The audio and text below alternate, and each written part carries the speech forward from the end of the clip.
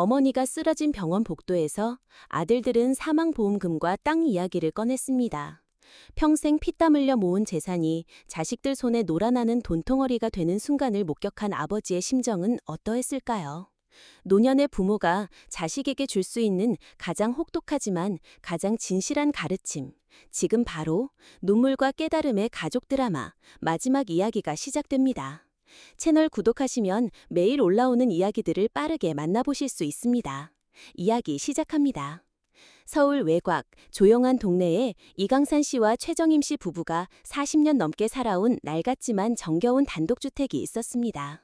맨손으로 중소기업을 일궈내며 평생을 바친 이강산 씨는 과묵했지만 자식과 손주를 향한 사랑만큼은 그 누구보다 깊었죠. 그의 곁에서 살림을 도맡고 꼼꼼하게 자산을 불려온 최정임 씨는 둥근 얼굴에 늘 온화한 미소를 띠고 있었답니다. 1층엔 부부가, 2층엔 큰아들 이준호 씨 가족이 살았어요. 한때는 번듯한 사업가였지만 몇 년 전 실패를 겪은 후로는 일용직이나 소규모 대리운전을 전전하며 부모님께 의지하고 있었죠. 아내 김미영 씨는 보험 설계사로 일하며 악착같이 생활비를 벌었지만 늘 돈에 대한 압박감에 시달렸어요. 아버지, 이번 달 학원비가 좀 모자라서요. 애들이 학원 그만두면 안 된다고 난린데. 준호 씨가 며칠 전에도 이강산 씨에게 슬쩍 돈 이야기를 꺼냈어요. 이강산 씨는 말없이 통장을 내밀었죠. 준호 씨는 익숙한 듯 돈을 받아갔고 이강산 씨는 그 뒷모습을 보며 깊은 한숨을 쉬곤 했어요. 자식에게 퍼주는 것이 당연한 부모의 도리라 여겼지만 가끔은 그들의 당연한 요구가 버겁게 느껴질 때도 있었답니다. 저녁 무렵이면 둘째 아들 이태호 씨 가족도 찾아왔어요. 대기업 부장인 태호 씨는 겉보기엔 번듯했지만 높은 아파트 대출금과 두 아이의 교육비 때문에 항상 돈에 쪼들리는 처지였죠. 그의 아내 박선영 46세 씨는 평소 조용하고 예의 발랐지만 시댁 문제에 있어서는 자기 몫을 분명히 챙기려는 사람이었답니다. 어머님, 저희 아파트 대출금 상환일이 다가오는데 혹시 여유 있으시면 조금만. 태호 씨는 직접적으로 말하진 않았지만 명절이나 생신 때마다 은근히 재정적인 어려움을 내비치곤 했어요.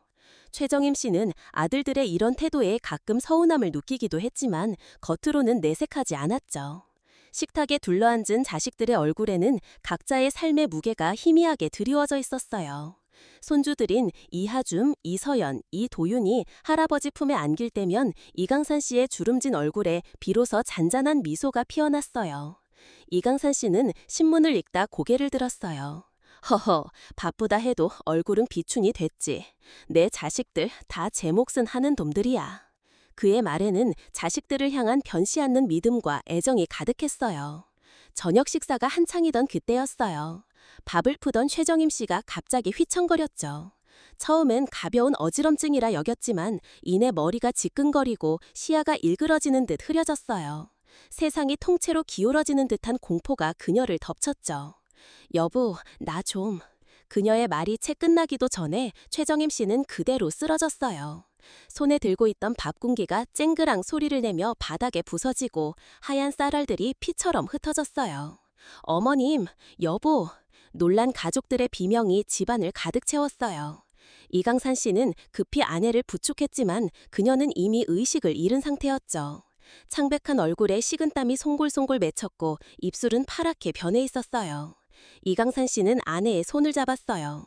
그 손끝에서 온기가 사라져가는 것을 느끼자 온몸의 피가 차갑게 식는 듯한 충격이 그를 덮쳤죠. 준호 씨가 다급히 119에 전화했고 구급대는 10분 만에 도착했어요. 구급대원들이 최정임 씨를 들것에 싣는 동안 이강산 씨는 마치 영혼이 빠져나간 듯 멍하니 그 모습을 지켜보았어요. 그는 아내와 함께 구급차에 탔죠. 그의 떨리는 손은 아내의 손을 놓지 못했답니다. 정임아, 정신 차려, 제발. 그의 외침은 구급차 안에 애절하게 울려 퍼졌어요. 병원 응급실에 도착하자마자 최정임 씨는 곧바로 중환자실로 실려 들어갔어요. 가족들은 초조하게 의사의 소견을 기다렸죠. 이강산 씨는 응급실 문 앞에서 눈을 떼지 못했어요. 그의 주름진 손은 계속해서 마른 세수를 하며 기도를 대신하고 있었답니다. 1시간 후 의사가 무거운 표정으로 나왔어요. 뇌출혈이 심각합니다. 상태가 위중하여 의식 회복이 불투명합니다. 의사의 냉정한 진단은 가족 모두에게 무겁게 내려앉았어요. 이강산 씨의 얼굴은 하얗게 질렸죠. 40년을 함께한 아내가 어쩌면 다시는 깨어나지 못할 수도 있다는 현실이 그를 덮쳤어요. 믿었던 탑이 발밑에서부터 와르르 무너져 내리는 소리가 그의 귓가를 때리는 듯했죠. 그날 밤 이강산 씨는 중환자실 유리창 너머로 아내를 바라보며 밤을 지샜어요. 희미한 병실 불빛 아래 창백한 어머니의 얼굴 위로 기계의 푸른 빛이 규칙적으로 깜빡였어요. 각종 의료 장비에 연결된 아내의 모습은 너무나 낯설었죠. 다음 날 아침 잠시 복도로 나와 커피를 마시러 간 이강산 씨는 다시 병실로 향했어요.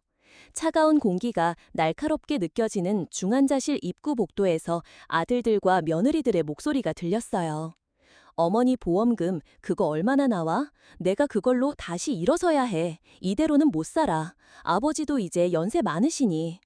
장남 이준호 씨의 목소리였어요. 그의 목소리엔 불안과 함께 필사적인 절박함이 묻어났죠. 이강산 씨는 걸음을 멈췄습니다. 온몸에 피가 역류하는 듯한 충격에 머릿속은 거친 파도가 몰아치는 바다 같았어요. 어미 목숨값에 대한 이야기인가? 내 피땀으로 일군 재산이 저리 하찮았나? 형님, 솔직히 형님은 2층이라도 계시잖아요. 저는 대출금에 애들 학비까지. 지금 당장 현금이 더 필요한 건 저예요. 집은 형님이 받으시고 현금은 제가 가져가는 게 맞지 않겠어요? 차남 이태호 씨의 목소리가 이어졌어요. 그의 말에는 얼음처럼 차가운 계산이 담겨 있었죠. 이강산 씨의 손이 떨리기 시작했어요. 주머니 속 휴대폰을 더듬어 녹음 버튼을 눌렀답니다. 아니, 어머님 병간호는 우리가 다 하는데 보험금은 왜 반반이에요? 도련님은 주말에 잠깐 얼굴 비추는 게 다잖아요.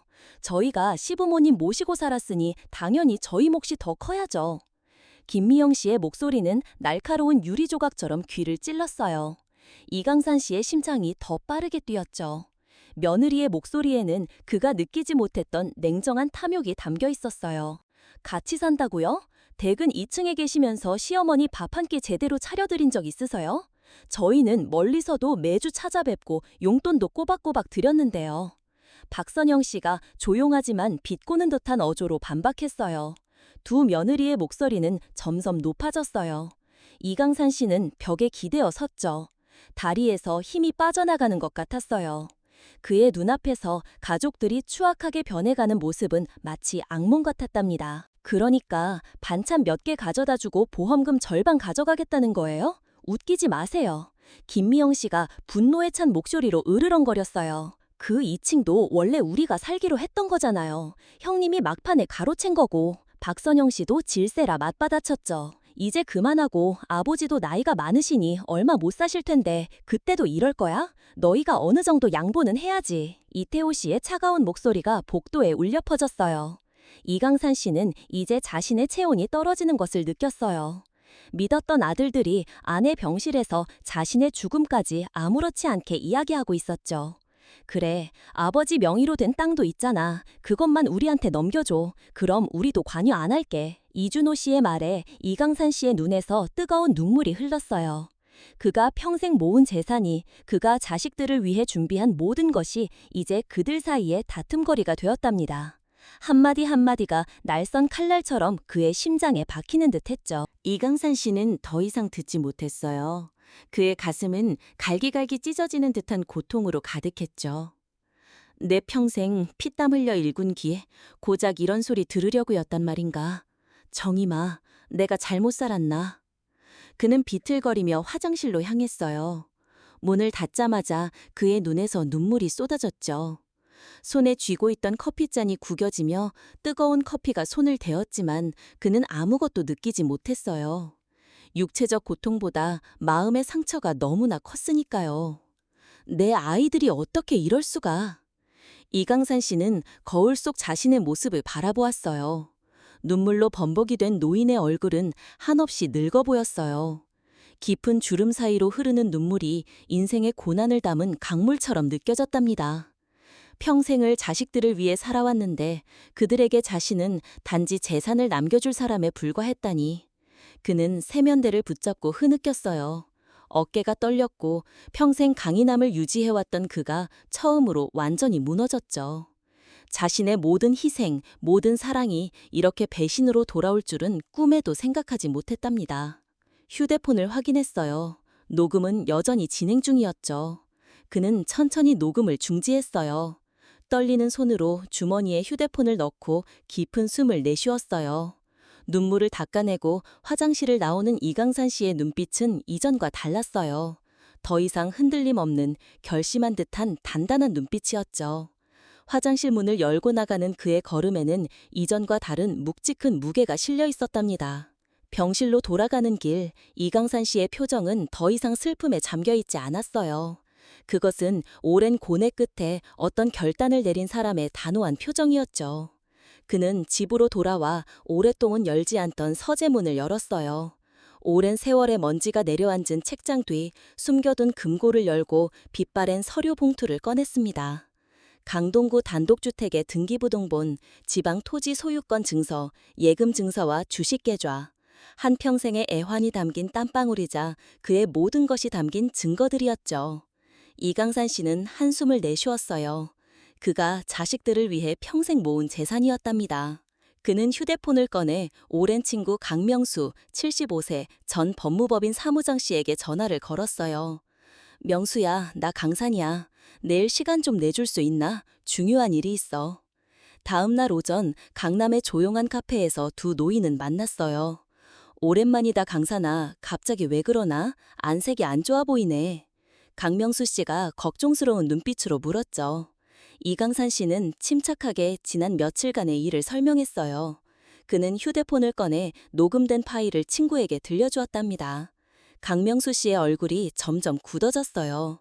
녹음이 끝나자 그는 한동안 말을 잇지 못했죠. 내가 평생 피땀 흘려 일군 게 고작 이런 소리 들으려고였단 말인가. 이강산 씨의 목소리는 낮았지만 그 깊은 회환과 허탈감이 느껴졌어요. 강산아, 자네 마음 이해 못할 바는 아니네. 자네가 평생을 바쳐 일군 것이니 자네 뜻대로 하는 것이 맞지. 허나 자식이라는 게 피부치라 끊어내기가 그리 쉽지 않을 걸세. 이 일로 자식들이 깨달음을 얻는다면 다행이겠지만 후회는 없겠나? 자식에게 모든 것을 쥐어주는 것이 능사는 아닐세. 때로는 비워내는 것이 더 큰 가르침이 될 수도 있지. 자네가 스스로의 삶을 지키는 것이 오히려 자식들이 제 발로 설 수 있는 기회가 될 수도 있어. 강명수 씨가 조심스럽게 조언했어요. 그의 말 속에는 친구의 아픔에 대한 깊은 공감과 함께 인생의 흥망성쇠를 다 겪어본 노인의 지혜가 담겨 있었죠. 이강산 씨는 결연한 눈빛으로 고개를 끄덕였어요. 이미 결정했네. 도와줄 수 있겠나? 물론이지. 강명수 씨는 친구의 손을 꼭 잡았어요. 그날 오후 두 사람은 부동산 중개소와 은행을 돌아다니며 재산 정리의 첫 단계를 밟았어요. 이강산 씨가 재산을 일사천리로 정리해 나갈수록 평생 모은 모든 것이 차가운 숫자로 바뀌어 갈 때마다 그의 마음은 찢어졌지만 단호한 시선은 흔들림 없었어요. 병원에서는 여전히 의식 없이 누워있는 아내의 손을 잡고 이야기를 나누었어요. 밤늦게 아이들이 모두 귀가한 후 병실에 홀로 남았을 때 그는 아내에게 마음을 털어놓았죠. 여보, 미안해. 우리 아이들이 이렇게 변해버렸어. 내가 다 바로 잡을게. 눈물이 그의 주름진 뺨을 타고 흘렀어요. 심전도 모니터의 규칙적인 소리만이 침묵을 깨뜨렸죠. 당신이 깨어나면 우리 새로 시작하자. 내가 지방에 작은 집을 알아보고 있어. 당신이 늘 꿈꾸던 텃밭도 있는 집이야. 이강산 씨는 지방의 작은 주택을 계약금만 지불한 상태로 준비해두었답니다. 아내가 좋아할 만한 조용한 동네, 텃밭을 가꿀 수 있는 작은 마당에 있는 집이었어요. 매일 밤 그는 의식 없는 아내에게 새 집에 대한 이야기를 들려주었어요.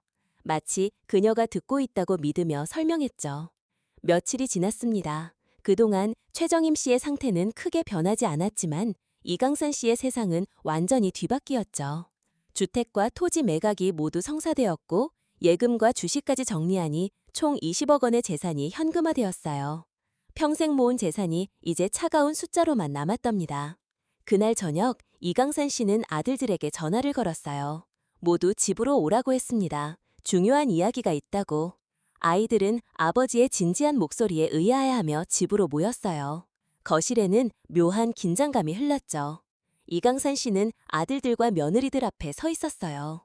중요한 이야기가 있어서 불렀다. 이강산 씨의 목소리는 평소보다 더 낮고 무거웠어요. 아버지, 무슨 일 있으세요? 어머니 상태가 더 나빠지셨나요? 준호 씨가 걱정스러운 표정으로 물었죠. 아니, 너희 어머니 상태는 변화 없다. 내가 할 이야기는 다른 거다. 이강산 씨는 잠시 침묵했다가 천천히 말을 이었어요. 그의 시선은 바닥을 향했다가 다시 단호하게 자식들을 마주보았답니다. 이 집, 그리고 내 명의로 된 모든 것 다 정리했다. 너희들 이제 각자 제 갈 길 찾아야 할 게다. 순간 방 안이 얼어붙었어요. 아무도 말이 없었죠. 바람 한 점 통과하지 않는 무거운 침묵이 방을 가득 채웠어요. 아들들과 며느리들의 표정이 놀라움에서 충격으로 다시 분노로 변해갔답니다.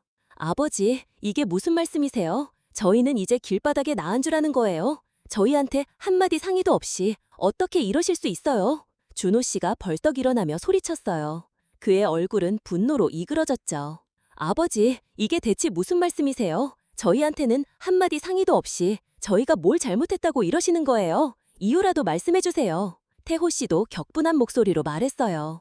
아버님, 이게 말이 돼요? 저희가 엄연히 살고 있는 집을 저희 동의도 없이 파시다니요. 이건 명백한 사기 아닌가요? 법적으로 문제 삼을 수 있어요. 김미영 씨의 목소리는 날카로운 유리조각처럼 귀를 찔렀어요. 이강산 씨의 차분한 목소리가 그들의 항의를 잠재웠어요. 왜 그렇게 놀라나? 집이 팔리면 나가야 하는 건 당연한 거 아닌가? 가족끼리 이러는 게 어디 있어요? 이유가 뭐예요? 왜 갑자기 재산을 저희 몰래 처분하실 건데요? 태호 씨가 항변했어요. 이유? 그래, 알고 싶어? 그럼 알려주지. 그는 천천히 주머니에서 휴대폰을 꺼냈어요. 그의 손가락이 살짝 떨렸죠. 이 순간을 위해 그동안 준비했지만 실제로 마주하니 가슴이 무너져 내리는 것 같았답니다. 이건 얼마 전 너희가 병원에서 나눈 대화다.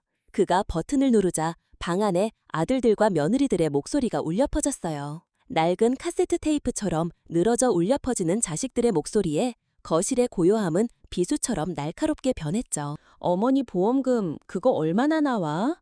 내가 그걸로 다시 일어서야 해. 이대로는 못 살아. 아버지도 이제 연세 많으시니. 방 안의 모든 사람들이 얼어붙었죠. 준호 씨의 얼굴이 하얗게 변했고 그의 눈은 공포로 커졌어요.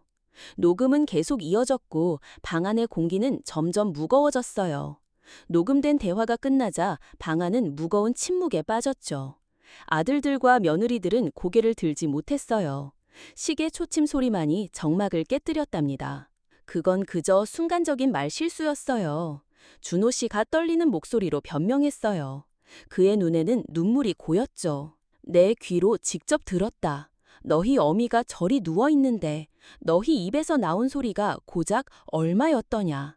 내가 이 손으로 흙바닥부터 읽어낸 모든 것이 너희에겐 그저 나눌 돈덩어리에 불과했구나. 내 평생의 노고가 이리 허망할 줄은 몰랐다. 이강산 씨의 손이 떨렸어요.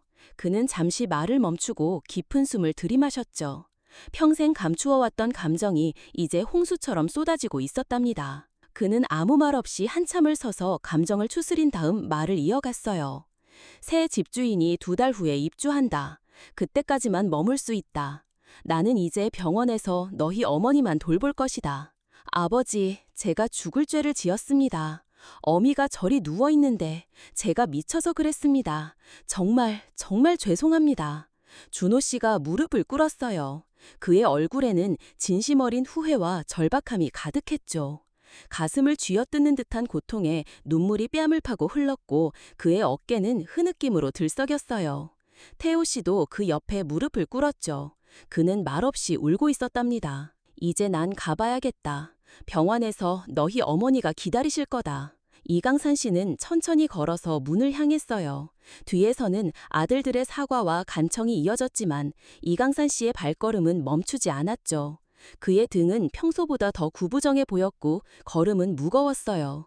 마치 평생의 무게를 한꺼번에 짊어진 것처럼. 준호 씨가 아버지의 팔을 잡았어요. 그의 손은 떨리고 있었죠.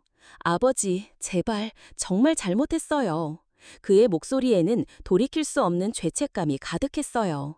이강산 씨는 천천히 아들의 손을 떼어냈어요. 그의 눈빛에는 무한한 사랑과 실명이 공존하고 있었죠. 늦었다. 이제 와서 일이 무릎 꿇는다고 없던 일이 되진 않아. 너희들 각자 제 밥벌이는 해야 할 게다. 현관문이 닫히는 소리가 마치 시대의 종말을 알리는 종소리처럼 울려 퍼졌어요. 문이 닫히는 소리와 함께 가족 관계가 완전히 무너졌답니다. 거실에 남겨진 아들들과 며느리들은 서로를 바라보았죠. 그들의 눈에는 공통된 질문이 있었어요. 어떻게 이렇게 됐을까? 이강산 씨는 그날부터 병원에서 아내를 간병하며 지내기 시작했어요. 작은 침대를 들여놓고 그곳에서 잠을 청했죠. 간호사들은 그런 노인의 모습에 안타까움을 감추지 못했어요. 선생님, 이렇게 계속 병원에 계시면 건강이 안 좋아지실 거예요. 가끔은 집에 가서 쉬세요. 간호사가 걱정스러운 목소리로 말했죠. 이강산 씨는 옅게 미소 지었어요. 이제 내 집은 여기예요. 아내 곁이 내 집이니까. 그는 매일 밤 의식 없는 아내에게 말을 걸었어요. 여보, 내가 잘한 걸까? 그의 목소리는 고요했고 그 안에는 깊은 사랑이 담겨 있었어요. 심전도 모니터의 규칙적인 소리만이 침묵을 깨뜨렸죠. 며칠이 지났습니다. 가을의 끝자락이 겨울의 시작을 알리는 11월의 어느 날이었어요. 그날도 평소와 같이 아침 일찍 일어나 세수를 하고 아내의 병실로 향했죠. 이강산 씨는 중환자실 침대 옆 의자에 앉아 아내의 손을 잡았어요. 그녀의 손은 여전히 따뜻했답니다. 당신이 좋아하던 시골집 계약금 다 냈어. 사진도 있는데 다음에 보여줄게. 텃밭도 있고 뒤로는 작은 산이 있어. 당신이 늘 꿈꾸던 그런 집이야. 그때 간호사가 들어와 최정임 씨의 상태를 확인했어요. 혈압과 맥박을 체크하던 그녀의 표정이 갑자기 변했죠. 이 선생님, 부인군의 뇌파 활동이 전과 다릅니다. 주치의 선생님을 불러올게요. 이강산 씨의 심장이 빠르게 뛰기 시작했어요. 곧 의사가 들어와 최정임 씨의 상태를 세심하게 살폈죠. 상태에 호전이 보이고 있습니다. 뇌 활동이 많이 증가했어요. 이건 매우 긍정적인 신호입니다. 의사의 말에 이강산 씨의 눈에 벅찬 감격의 눈물이 고였어요. 그는 항상 믿고 있었죠. 아내가 다시 깨어날 것이라고. 그날부터 최정임 씨의 상태는 기적처럼 호전되기 시작했어요. 손가락 움직임에서 시작해 이틀 후에는 눈을 깜빡이기 시작했고 일주일 후에는 간단한 눈 맞춤이 가능해졌죠. 의사들도 놀라워했어요. 고령의 환자분이 이 정도로 회복되는 경우는 매우 드물었기 때문이에요. 그리고 마침내 입원한 지 한 달 보름 만인 어느 아침, 최정임 씨는 드디어 눈을 뜨고 의식을 완전히 되찾았답니다. 이강산 씨가 아침 인사를 하기 위해 병실에 들어섰을 때 그녀는 이미 깨어나 있었어요. 그들의 눈이 마주쳤고 최정임 씨의 입가에 희미한 미소가 번졌죠. 여보, 이강산 씨는 아내에게 달려가 손을 꼭 잡았어요. 그의 눈에서는 기쁨의 눈물이 흘러내렸죠. 정임아, 정말 깨어났나? 고마워, 정말 고마워. 이강산 씨는 아내의 손을 얼굴에 가져다 대며 흐느꼈어요. 40년을 함께한 반려자를 다시 찾은 기쁨은 말로 표현할 수 없었답니다. 회복 중인 최정임 씨는 아직 말하기가 쉽지 않았지만 그녀의 첫마디는 자식들에 관한 것이었어요. 여보, 우리 애들은 왜 안 보이는가요? 혹시 무슨 일이라도 생겼나요? 그 질문에 이강산 씨의 얼굴이 순간 굳었죠. 아직 자신이 한 일, 자식들과의 갈등에 대해 아내에게 말할 준비가 되어 있지 않았어요. 그는 진실을 말하지 못하고 얼버무렸어요. 아, 오늘 너무 바쁘다고.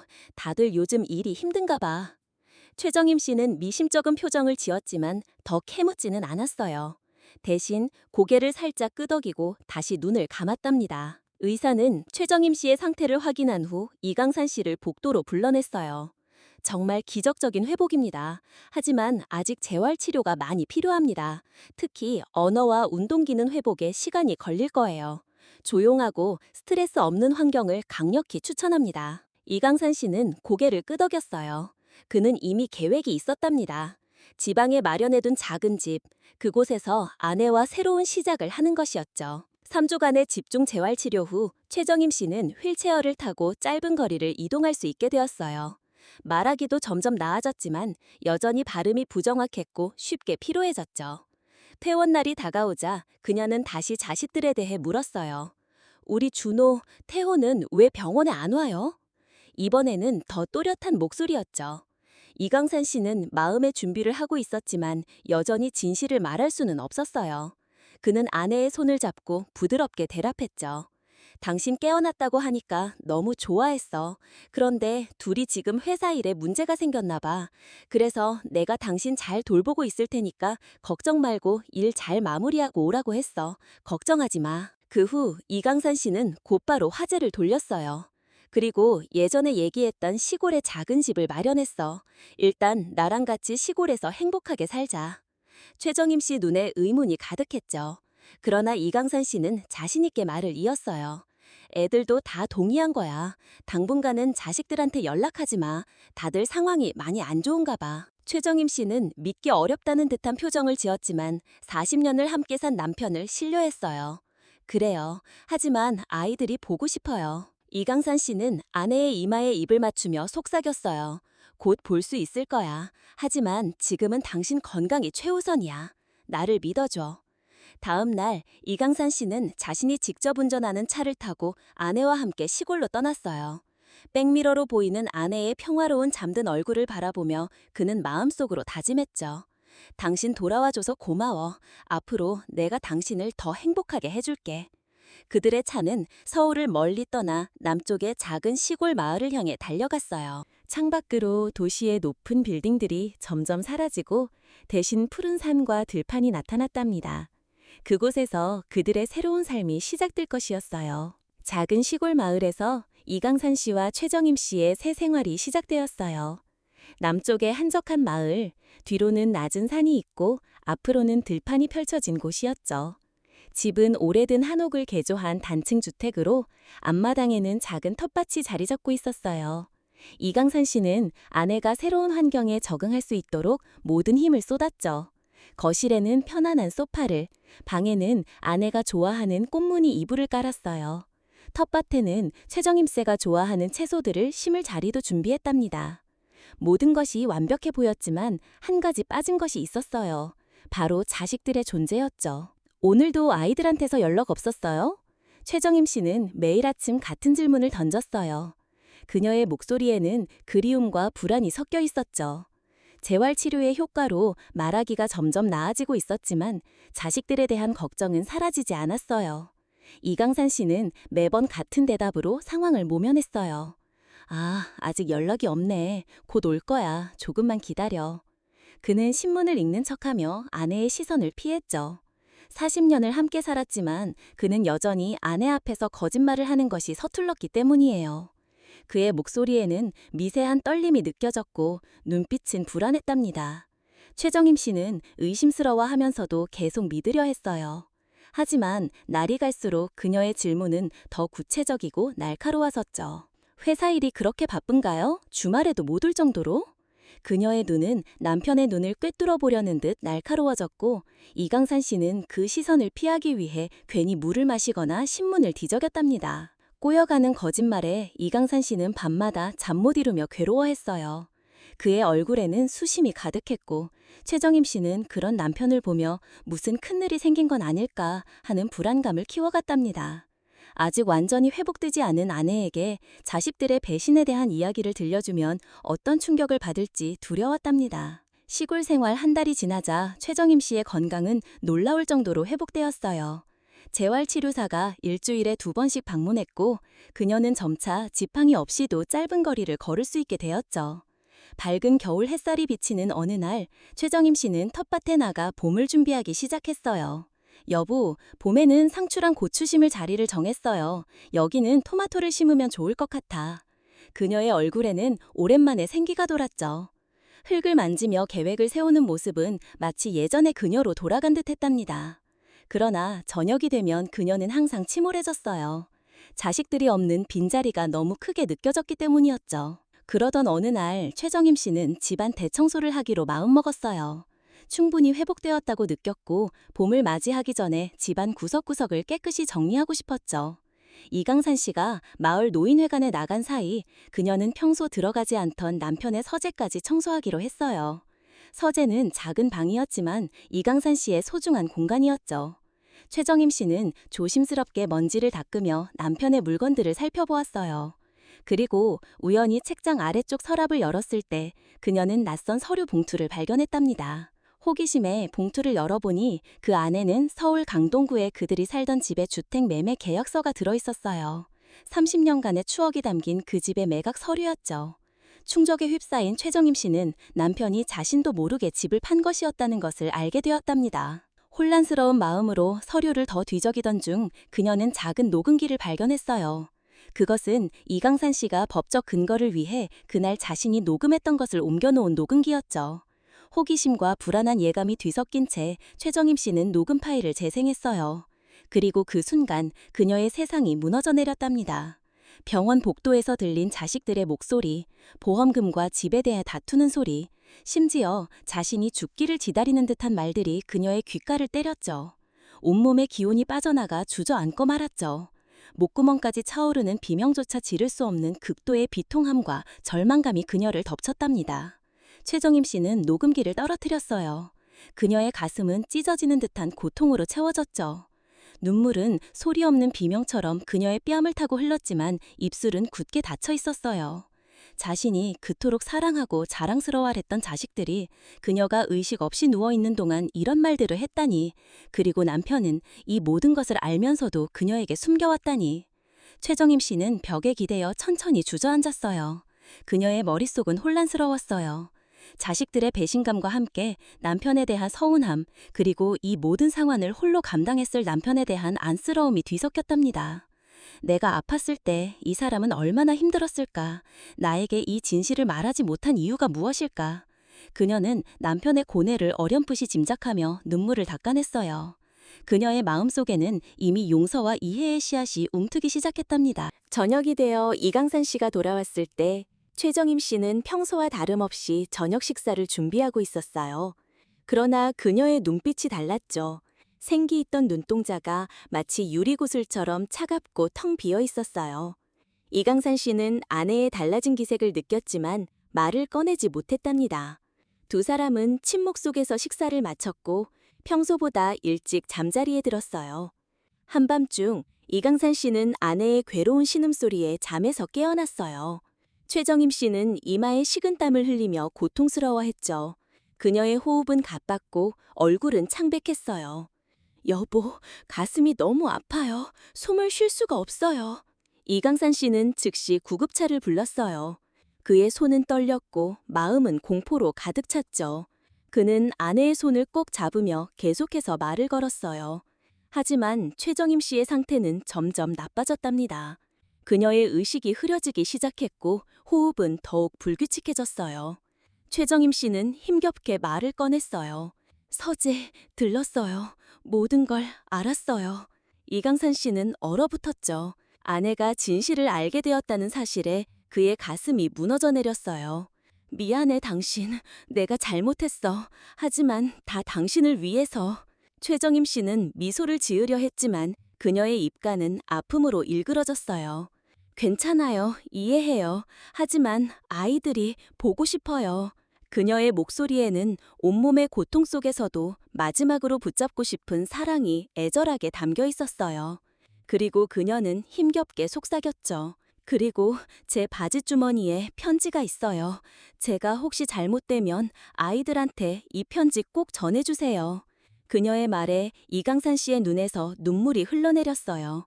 그는 아내의 손을 꼭 쥐며 속삭였죠. 그런 위험한 생각 하지 마. 애들한테는 내가 지금 당장 연락할게. 구급차가 도착했고 최정임 씨는 근처 지역병원으로 급히 이송되었어요.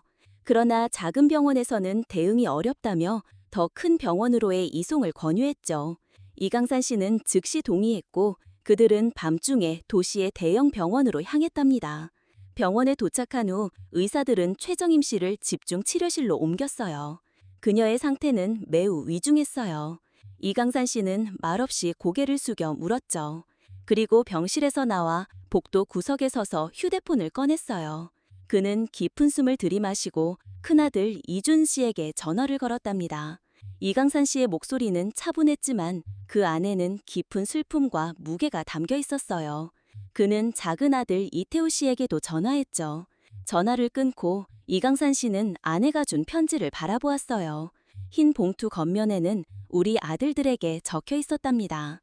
그는 창문 밖 흐린 하늘을 바라보며 깊은 한숨을 내쉬었어요. 병원 로비는 이른 아침에 차분한 분위기에 휩싸여 있었어요. 창문을 통해 스며드는 겨운 햇살이 바닥에 긴 그림자를 드리우고 있었죠. 이강상 씨는 중환자실 앞 의자에 앉아 아내가 건넨 편지를 바라보고 있었답니다.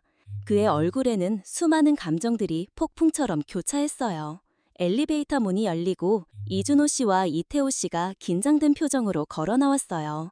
그들은 아버지를 발견하자 잠시 멈추다가 천천히 다가왔죠.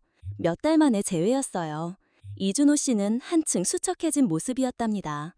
깔끔했던 외모는 사라지고 면도하지 않은 얼굴과 어두운 눈밑 그림자가 임시거처에서 힘들었던 생활을 말해주고 있었어요.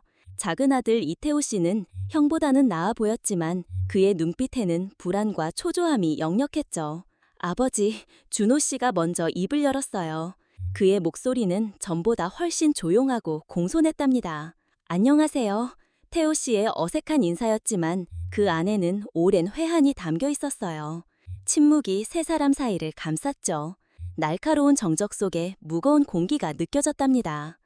어머니 상태가 어떠세요? 태호 씨가 조심스럽게 물었어요. 그의 목소리에는 진심 어린 걱정이 담겨 있었죠. 의사 말로는 입원이 고비라고 한다. 이강산 씨의 대답은 담담했어요. 그는 아들들의 얼굴을 차례로 살폈죠. 그들의 눈에서 진정한 걱정과 함께 이를지도 모른다는 두려움이 읽혔어요. 지금 들어갈 수 있나요? 준호 씨가 물었어요. 그의 목소리는 떨리고 있었죠. 잠시 후에 의사가 곧 나올 거다. 이강산 씨는 주머니에서 하얀 봉투를 꺼냈어요. 그것은 최정임 씨가 그에게 건넨 편지였답니다. 그는 잠시 봉투를 바라본 후 천천히 두 아들에게 건넸어요. 너희 어머니가 쓰러지면서 한 말이 뭔지 아니? 너희들 보고 싶다는 거였다. 이강산 씨의 목소리는 담담했지만 그 안에는 깊은 아픔이 담겨 있었어요. 그래서 너희를 부른 거야. 솔직히 말하면 난 아직 너희를 보고 싶지 않았다. 그의 말에 두 아들은 고개를 숙였죠. 부끄러움과 후회가 그들의 표정을 뒤덮었답니다. 그리고 이건 너희 어머니가 마지막이라고 생각하고 쓴 글이다. 이강산 씨는 편지를 내밀었어요. 준호 씨가 떨리는 손으로 봉투를 받았어요. 봉투 겉면에는 어머니의 정갈한 글씨체로 우리 아들들에게 적혀 있었답니다. 두 형제는 복도 의자에 나란히 앉아 봉투를 열었어요. 준호 씨가 종이를 펼치자 최정임 씨의 정성스러운 글씨가 나타났죠. 내 사랑하는 아들 준호 태호에게 엄마가 너희들 몰래 아주 못된 이야기를 들었단다. 엄마가 저리 누워있는데 너희 입에서 나온 말이 엄마 목숨값에 대한 이야기였다니. 내 평생을 바쳐 너희를 키우고 아버지가 피땀 흘려 모은 것이 고작 그런 계산으로 돌아올 줄은 꿈에도 몰랐구나. 이 어미의 가슴이 찢어지는 듯 아팠단다. 너희가 어릴 적 아버지가 밤늦도록 일하고 돌아와 쓰러지듯 잠들면 엄마는 그 옆에서 너희들 학비며 생활비 걱정에 잠 못 이루던 날들이 많았지. 그 모든 것이 너희가 훗날 편안하게 살기를 바라는 마음 하나뿐이었는데 그게 너희에겐 그저 돈에 불과했다니. 어미로서 일이 허망할 수가 없구나. 하지만 그래도 엄마는 너희를 사랑한단다. 부모는 자식에겐 미워할 수 없는 존재인가 보다. 다만 엄마가 마지막으로 바라는 것이 있다면 너희가 돈보다 더 귀한 것이 가족의 정이라는 것을 꼭 깨달았으면 하는 거다. 서로 아끼고 보듬으며 이 어미가 너희를 사랑한 것만큼 너희도 서로를 아끼며 살아가거라. 그것이 엄마의 마지막 소원이란다. 사랑하는 내 아들들에게 엄마가. 편지를 읽은 두 아들은 깊은 침묵에 빠졌어요. 그들의 어깨는 무거운 죄책감으로 푹 꺾여 있었죠. 형 준호는 가슴을 쥐어뜯는 듯한 고통에 눈물이 뺨을 타고 흘렀고 동생 태호는 내 안의 추악한 욕망을 들킨 듯한 수치심에 몸서리쳤어요. 잠시 후 병원 복도의 정막 속에서 그들은 통곡하기 시작했답니다. 그들의 흐느낌이 메아리처럼 차가운 복도에 울려 퍼졌어요. 이강산 씨는 그런 아들들을 바라보며 묵묵히 서 있었습니다. 그의 눈에도 슬픔이 가득했지만 그는 눈물을 보이지 않았죠. 오랜 침묵 끝에 그가 말했어요. 어머니를 만날 준비가 됐으면 들어가자.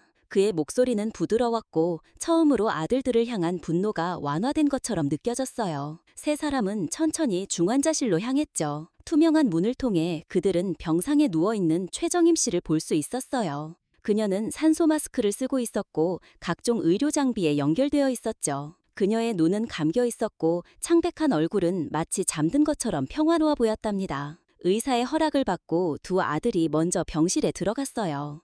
그들은 어머니의 병상 양쪽에 조심스럽게 다가갔죠. 의식이 없는 최적임 씨의 모습은 그들의 죄책감을 더욱 아프게 파고들었어요. 준호 씨가 어머니의 손을 잡고 흐느꼈어요. 그의 눈물이 어머니의 손 위로 떨어졌죠. 그의 어깨는 흐느낌으로 들썩였고 손은 어머니의 손을 꼭 붙잡고 있었답니다. 태호 씨도 다른 쪽에서 어머니의 손을 잡고 울었어요. 그도 형과 마찬가지로 흐느꼈죠. 그의 눈물은 그동안 억눌러왔던 모든 후회와 사랑을 담고 있었답니다. 두 아들은 그동안 쌓였던 감정이 폭발하며 진심으로 울부짖었어요. 그들의 목소리는 병원의 차가운 벽에 부딪혀 울려 퍼졌고 마치 자신들의 잘못을 온 세상에 고하는 것 같았답니다. 이강산 씨는 유리창 너머로 그 모습을 지켜보았어요. 그의 눈에서도 마침내 눈물이 흘러내렸죠. 그의 마음속에는 더 이상 분노가 아닌 아들들이 진정으로 잘못을 깨달았다는 안도감이 차올랐어요. 병실 안에서 두 아들은 계속해서 어머니에게 말을 걸었어요. 그들은 어릴 적 추억, 어머니와 함께했던 행복했던 시간들, 그리고 그동안 미처 표현하지 못했던 감사의 마음을 이야기했어요. 그들은 계속해서 이야기했고 울었고 용서를 빌었답니다. 하지만 최정임 씨는 여전히 눈을 뜨지 않았어요. 그럼에도 불구하고 두 아들은 포기하지 않았죠. 그들은 어머니가 깨어날 때까지 그리고 그들의 진심을 직접 전할 수 있을 때까지 기다릴 준비가 되어 있었답니다. 간호사가 다시 들어와 면회 시간이 끝났음을 알렸을 때 두 아들은 마지못해 자리에서 일어났어요. 그들은 마지막으로 어머니의 이마에 입맞춤을 하고 병실을 나왔죠. 병원 복도에서 이강산 씨는 아들들에게 말했어요. 내일도 올 거지? 두 아들은 동시에 고개를 끄덕였어요. 그들의 눈은 여전히 붉게 충혈되어 있었지만 그 안에는 이전과는 다른 굳건한 결의가 담겨 있었답니다. 그럼 가봐. 이강산 씨의 말에는 더 이상 차가움이 없었어요. 그것은 아직 완전한 용서는 아니었지만 적어도 화해의 첫 걸음이었죠. 그들이 떠난 후 이강산 씨는 다시 중환자실로 들어갔어요. 그는 아내 옆에 앉아 그녀의 손을 잡았답니다. 정임아, 아이들이 왔다 갔어. 너 보고 싶다고 많이 울더라. 이제 진짜 후회하는 것 같아. 네가 깨어나면 좋겠다. 그의 목소리는 고요했고 그 안에는 깊은 사랑이 담겨 있었어요. 병실의 창문 너머로 저물어가는 겨울 햇살이 비추고 있었고 그 빛 속에서 이강산 씨는 아내의 회복을 위해 다시 한번 기도했답니다. 그렇게 일주일이 지났어요. 병원의 창문으로 겨울의 끝자락과 봄의 시작을 알리는 햇살이 스며들었죠. 중환자실의 차가운 공기와 소독약 냄새는 여전했지만 그 안에는 미세하지만 분명한 변화가 감지되고 있었답니다. 최정임 씨의 상태가 기적적으로 호전되기 시작했어요. 처음에는 손가락 끝에 미세한 움직임이었고 다음으로는 눈꺼풀의 떨림이었죠. 의사들도 놀라워했어요. 두 번의 심각한 뇌 손상 후에 이런 회복을 보이는 경우는 매우 드물었기 때문이에요. 주치의는 이강산 씨에게 희망적인 소식을 전했죠. 이 선생님, 부인분의 뇌파 활동이 증가하고 있습니다. 아직 완전한 의식 회복을 장담할 수는 없지만 매우 긍정적인 신호입니다. 이강산 씨의 눈에 벅찬 감격의 눈물이 고였어요. 그는 항상 믿고 있었죠. 아내가 다시 깨어날 것이라고. 병원 복도에는 매일 발소리가 울려 퍼졌어요. 그것은 두 아들 이준호 씨와 이태호 씨의 발걸음이었답니다. 그들은 완전히 변화된 모습으로 매일 병원을 찾아왔어요. 큰아들 준호 씨는 회사 일보다 어머니 병간호를 우선시했죠. 그는 사업 파트너들과의 중요한 미팅도 미루고 매일 아침부터 저녁까지 병실에 머물렀답니다. 작은 아들 태호 씨는 주말마다 아버지 대신 시골집에 내려가 텃밭을 가꾸고 집을 수리했어요. 그는 어머니가 깨어났을 때 돌아갈 집을 완벽하게 준비하고 싶었죠. 평일에는 병원에 들러 형과 교대로 어머니를 간호했고 밤이면 시골로 향했답니다. 이강산 씨는 그들의 진심 어린 후회와 노력을 보며 그동안 다쳤던 마음을 서서히 녹이고 있었답니다. 그리고 마침내 기적이 일어났답니다. 이번 2주째 되는 날 최정임 씨는 눈을 떴어요. 처음에는 잠깐이었고 초점도 맞지 않았지만 분명한 의식 회복이었죠. 병실에 있던 준호 씨가 즉시 의사를 불렀어요.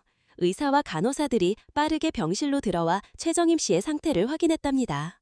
기본적인 신경학적 검사 후 의사는 놀라운 소식을 전했죠. 의식이 돌아오고 있습니다. 그 후 최정임 씨의 상태는 날로 호전되었어요.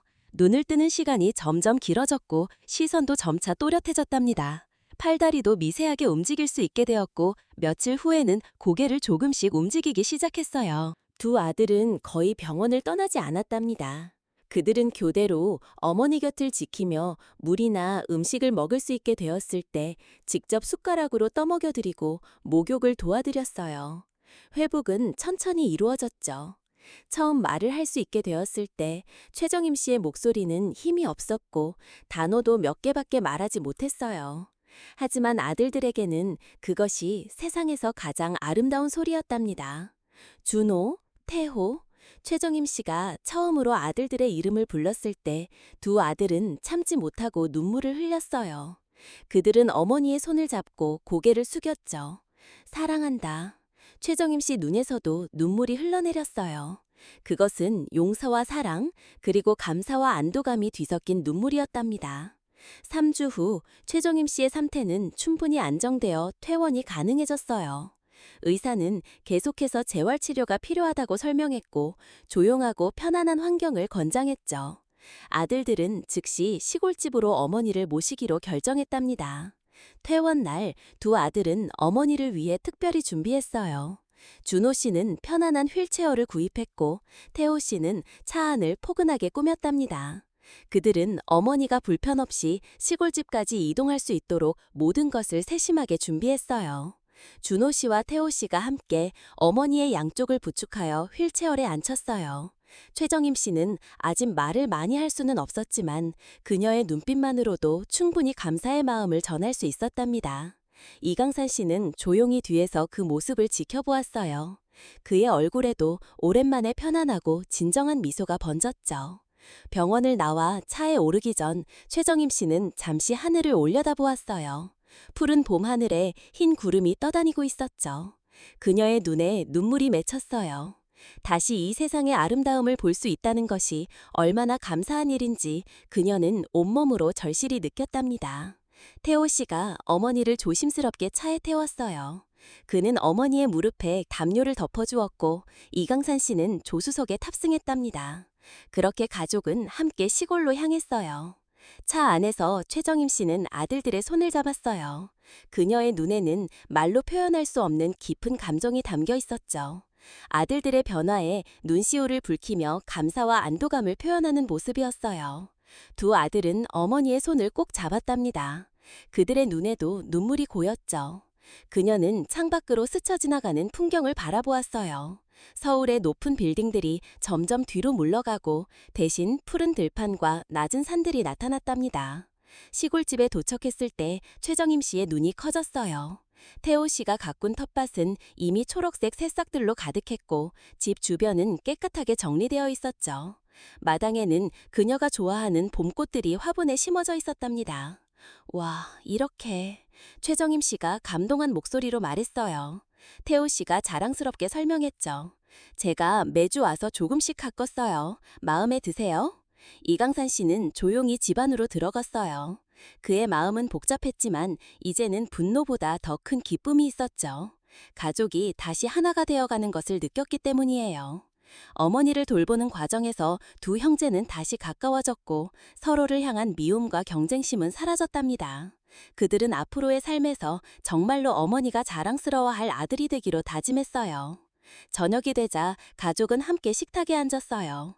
이강산 씨는 여전히 말이 적었지만 아들들을 대하는 태도는 조금씩 부드러워졌답니다. 최정임 씨는 아들들이 준비한 죽을 조금씩 먹으며 행복한 미소를 지었어요. 그날 밤 최정임 씨와 이강산 씨가 침실에 누웠을 때 그녀는 남편의 손을 잡고 말했어요. 여보, 우리 다시 시작해요. 이강산 씨는 아내의 이마에 입 맞추며 답했죠. 그래, 다시 시작하자. 창밖으로 봄밤의 별들이 빛나고 있었어요. 마치 새로운 시작을 축복하는 듯 했답니다. 그 후 최정임 씨의 건강이 완전히 회복되고 노부부가 시골에 정착한 지 3년의 시간이 흘렀습니다. 봄, 여름, 가을, 겨울, 계절이 바뀌는 동안 이강산 씨와 최정임 씨의 텃밭은 늘 풍성한 결실을 맺었습니다. 봄에는 여린 상추와 매콤한 고추가, 여름에는 탐스러운 토마토와 아삭한 오이가 주렁주렁 열렸고, 가을이면 땅속 깊이 박힌 고구마와 무가 굵직하게 자랐습니다. 최정임 씨는 아침 일찍 텃밭을 가꾸고 마을 사람들과 정겹게 지내며 활기찬 노년을 보냈습니다. 이강산 씨는 여전히 과묵했지만 그의 눈빛은 3년 전의 날카로운 결단 대신 한결 부드럽고 온화해져 있었습니다. 주말이면 서울에서 아들 내외와 손주들이 어김없이 시골집을 찾아왔습니다. 이제 그들은 부모님의 재산 이야기는 입 밖에도 꺼내지 않았습니다.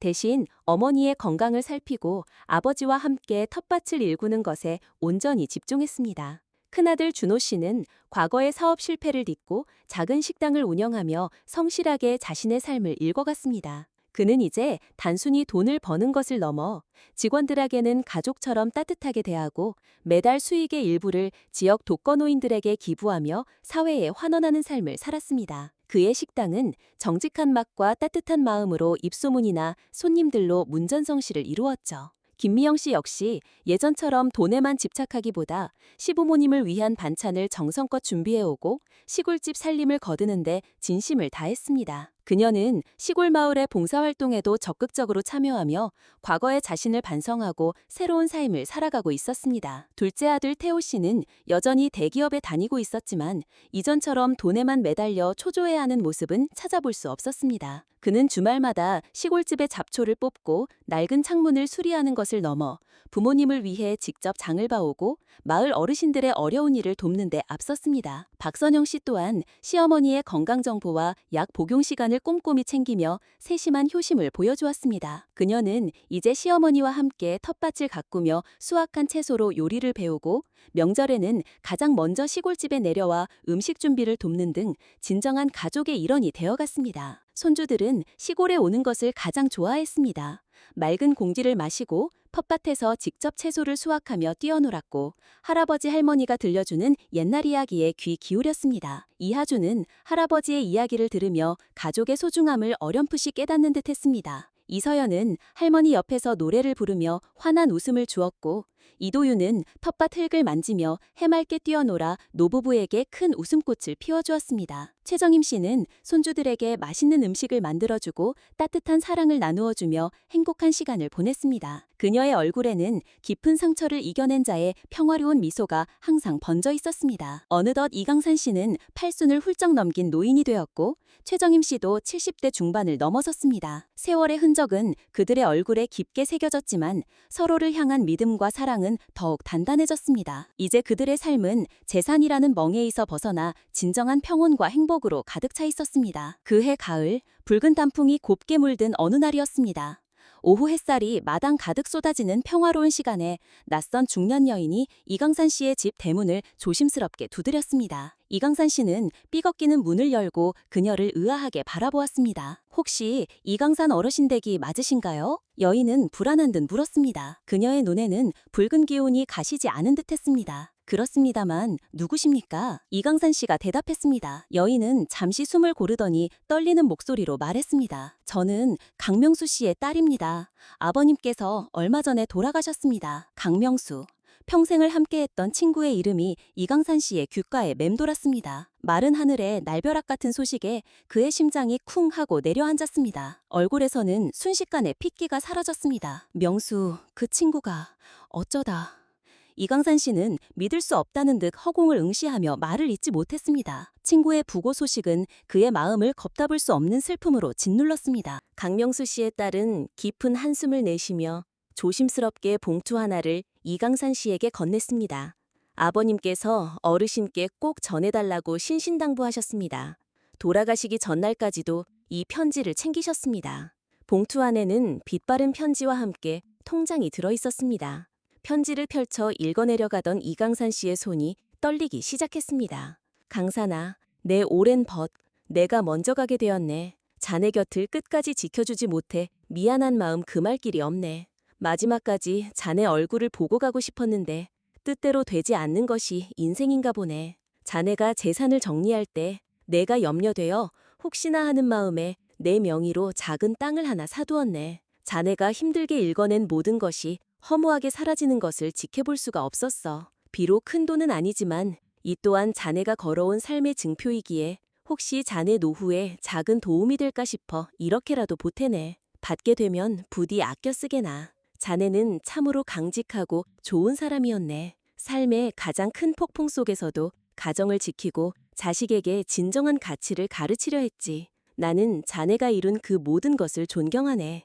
이제는 그 짐을 조금 내려놓고 정의미와 함께 남은 날들을 평온하게 보내게나. 자네 곁에는 이제 돈보다 소중한 것을 깨달은 정 많은 자녀들이 있을 테니 너무 외로워하지 말게. 그리고 부디 먼저 간 내 목까지 오래오래 행복하게 살아가게나. 내 친구 이강산, 부디 편안하게. 늘 자네를 응원하는 벗 명수가 마지막으로 남기네. 편지를 읽던 이강산 씨의 눈에서 뜨거운 눈물이 본물처럼 터져 흘렀습니다. 그의 어깨는 흐느낌으로 들썩였고 굵은 눈물이 주름진 뺨을 타고 하염없이 흘러내렸습니다. 옆에서 말없이 그의 어깨를 토닥이는 최정임 씨의 눈가도 어느새 촉촉하게 젖어 있었습니다. 친구의 진심이 담긴 마지막 선물은 억만금보다 값진 위로가 되어 그의 마음을 감쌌습니다. 오랜 친구의 따뜻한 마음은 뭉클한 감동으로 그리고 삶의 진정한 의미를 다시금 일깨워주는 소중한 유산으로 다가왔습니다. 그 후 이강산 씨는 강명수 씨의 뜻을 기려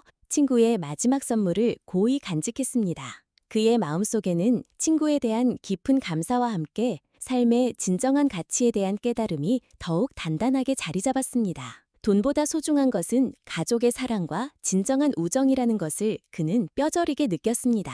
시간은 덧없이 흘러 어느덧 이강산 씨는 여든을 훌쩍 넘긴 노인이 되었습니다. 최정임 씨 역시 허리가 굽고 거동이 불편해졌지만 서로를 의지하며 따뜻한 노년을 보내고 있었습니다. 곁에는 늘 자식들과 손주들이 있었고 그들의 맑고 해맑은 웃음소리는 낡은 집안 가득 울려 퍼졌습니다. 그들의 웃음소리는 노부부에게 삶의 가장 큰 기쁨이자 위안이었습니다. 어느 해 늦가을 단풍이 곱게 물든 날 온 가족이 시골집 마당에 모였습니다. 따뜻한 오후 햇살이 마당 가득 쏟아지고 붉고 노란 단풍잎들이 바람에 살랑이며 평화로운 풍경을 자아냈습니다. 이강산 씨와 최정임 씨는 평상에 나란히 앉아 손주들이 재롱을 부리는 모습을 흐뭇하게 바라보았습니다.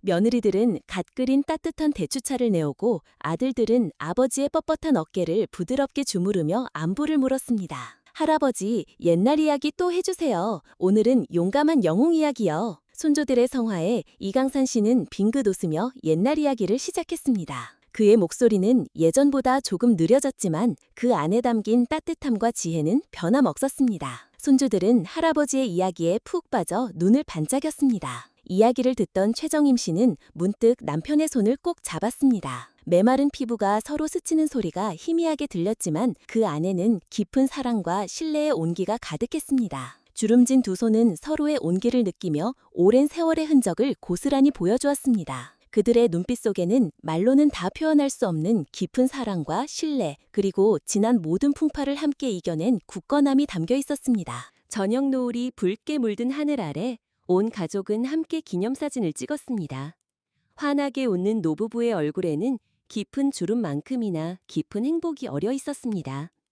그들의 곁에는 이제 돈보다 소중한 진정한 가족의 의미를 깨달은 자녀들과 사랑스러운 손주들이 함께하고 있었습니다.